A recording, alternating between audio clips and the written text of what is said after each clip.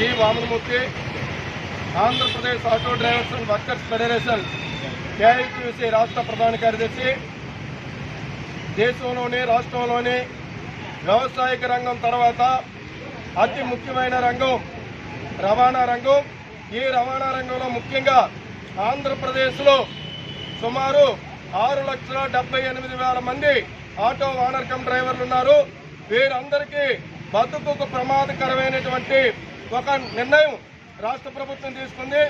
బస్సుల్లో మహిళలకి ఉచిత ప్రయాణ సౌకర్యం కల్పిస్తామని ఆగస్టు 15 నుంచి ప్రకటించింది. ఈ ప్రకటనని పునఃపరిశీలించాలని చెప్పి ఆటో డ్రైవర్ల తరఫున ప్రభుత్వాన్ని కోరుతా ఉన్నాం. లేదు, ఆ సందర్భంగా నష్టపోయిన ఆటో డ్రైవర్లకి ప్రత్యామ్నాయ ఆదాయం చూపించాలని చెప్పి కేంద్రంలో బీజేపీ ప్రభుత్వం ప్రమాదాల నివారణ పేరుతో చేసిన 894 గజెట్ నోటిఫికేషన్, అదేవిధంగా సంవత్సరాల తరబడి జైలు శిక్షలు, లక్షలాది రూపాయలు జరిమానాలు వేస్తూ 106/12 చట్టం చేశారు. ఈ చట్టాన్ని రద్దు చేయాలని చెప్పి ఆటో కార్మికులు కేంద్ర ప్రభుత్వాన్ని కోరుతున్నాం. నీకంటే తక్కువ అన్నట్టుగా రాష్ట్ర ప్రభుత్వం జరిమానాలు 100 రూపాయలు ఉన్నది 1000 రూపాయలకి, 1000 రూపాయలు జరిమానం 10,000 రూపాయలకి పెంచుతూ జీవో నెంబర్ 21 తీసుకొచ్చింది.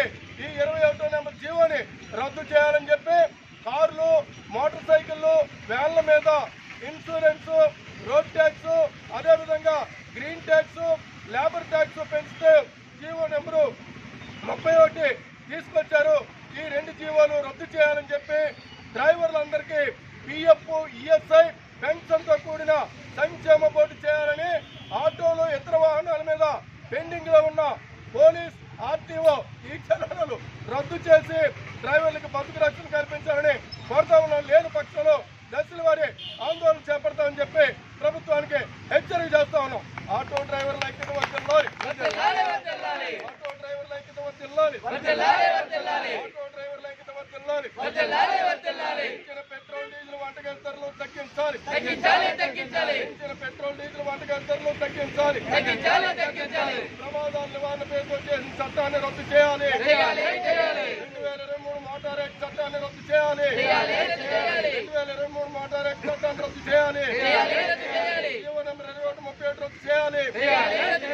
ఆన్లైన్ ఆటో డ్రైవర్లకు జీవనోపాధి కల్పించాలి. ఆన్లైన్ ఆటో డ్రైవర్లకు జీవనోపాధి కల్పించాలి. ఆన్లైన్ ఆటో డ్రైవర్లకు జీవనోపాధి కల్పించాలి.